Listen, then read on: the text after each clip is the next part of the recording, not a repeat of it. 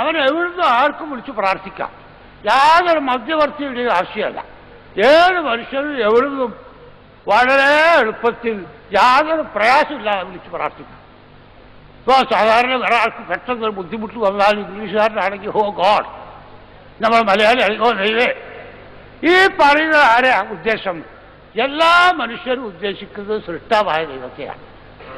അവരെ മാത്രമേ ആരാധിക്കാവൂ, അവരോട് മാത്രമേ പ്രാർത്ഥിക്കാവൂ. ഇത് മനുഷ്യ പ്രകൃതിയാണ്. എന്നിട്ടും മനുഷ്യരിൽ ഭൂരിപക്ഷം അതല്ലാത്തവരെ ആരാധിക്കാൻ പോകാനുള്ള കാരണം എന്താ? അത് ഖുർആൻ നമുക്ക് പഠിപ്പിച്ചു തരുന്നൊരു കാര്യമാണ്. ഇന്ന ശൈത്താനക്കും അതും ഫസ്തഹുവൻ പിശാചികളുടെ ശത്രുവാണ്. അവനെ ശത്രുവായി തന്നെ വെക്കുക. അവന്റെ സൈന്യത്തെ ആളുകളെ നരകശിക്ഷയിലേക്ക് ക്ഷണിക്കുകയാണ്. ഇതാണ് പിശാച് മനുഷ്യ മനസ്സിൽ അല്ലാഹുവല്ലാത്തവരെ ആരാധിക്കുന്നതിനെ നല്ല കാര്യമായി തോന്നിപ്പിക്കുന്നു.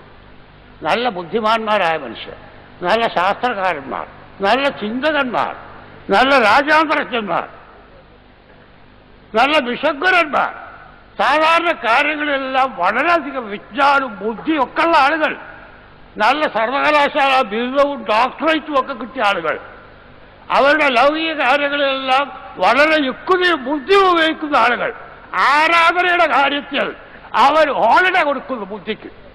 ആരാധനയുടെ വിഷയം വരുമ്പോൾ അവരുടെ യുക്തിയില്ല, ബുദ്ധിയില്ല, ഒന്നുമില്ല. അന്ധമായ അനുകരണവും അന്ധമായി അല്ലാഹുവല്ലാത്തവരെ ആരാധിക്കുവാൻ അവർ ഒരുപ്പെടുന്നു.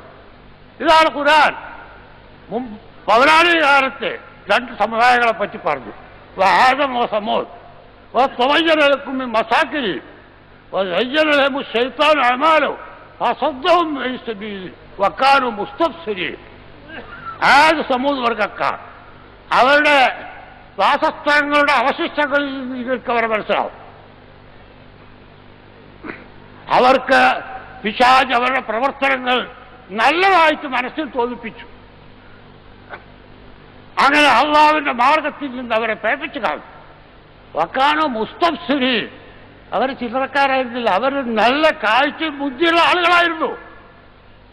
അപ്പൊ നല്ല ബുദ്ധിമാന്മാരായ മനുഷ്യന്മാർ, നല്ല രാജ്യാന്തരജ്ഞന്മാര്, നല്ല രാഷ്ട്രീയ നേതാക്കന്മാര്, പ്രധാനമന്ത്രിമാരും മുഖ്യമന്ത്രിമാരും പ്രസിഡന്റുമാരും എല്ലാവരും പിശാച് അള്ളാഹുവിന്റെ ആ ലളിതമായ മാർഗത്തിൽ നിന്ന് അള്ളാഹുവിനെ മാത്രം ആരാധിക്കുക, അള്ളാഹുവിനോട് മാത്രം പ്രാർത്ഥിക്കുക എന്ന ആ വളരെ ഋജുവായ മാർഗത്തിൽ നിന്ന് വഴിപഠിപ്പിച്ച് മറ്റാരാധനകൾ അവർക്ക് സുന്ദരമായി നല്ല കാര്യങ്ങളായി അവരെ മനസ്സിൽ തോന്നിപ്പിക്കുന്നു.